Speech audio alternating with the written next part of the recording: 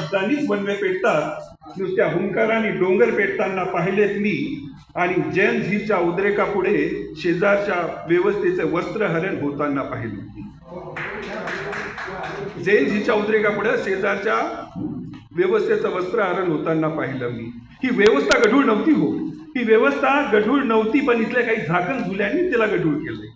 ही व्यवस्था गढूळ नव्हती, पण इथल्या काही झाकण झुल्यांनी तिला गढूळ केलं.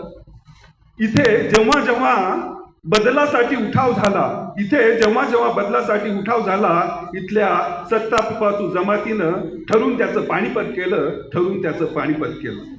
आता प्रत्यक्ष माझ्या कवितेला सुरुवात करतो. चित्र तुम्ही पाहिलेलंच असाल. जर उजव्या साईडने तुम्ही कवितेचे चित्र बघत गेलं असाल तर 30व्या क्रमांकावर माझी कविता आहे. कवितेचं शीर्षक आहे संविधानाचा भक्त. आणि डाव्या बाजूने जर तुम्ही बघत गेला असाल तर ती कविता 54व्या क्रमांकावरती आहे, तुम्ही बघू शकता. तर कवितेचं शीर्षक आहे माझ्या संविधानाचा भक्त. तो नास्तिकही नाही, तो नास्तिकही नाही सर, तो नास्तिकही नाही, तो आस्तिकही नाही, तो वाहक आहे सुदृढ आणि शुद्ध विचारांचा. तो नास्तिकही नाही, तो आस्तिकही नाही, तो वाहक आहे सुदृढ आणि शुद्ध विचारांचा, कारण तो भक्त आहे भारतीय संविधानाचा. तो दैव नशीब मानत नाही, भविष्यही पाहत नाही. तो दैव नशीब मानत नाही, भविष्यही पाहत नाही. तो पर्यटन म्हणून आस्वाद घेतो तीर्थस्थळांच्या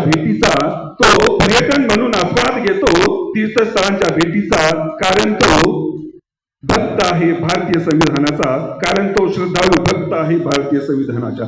धर्माच्या वर्गवारीत तो धर्म माणुसकी सांगतो. तो चुकूनही अनादर करत नाही कुणाच्याच धर्माचा, कारण तो श्रद्धाळू भक्त आहे भारतीय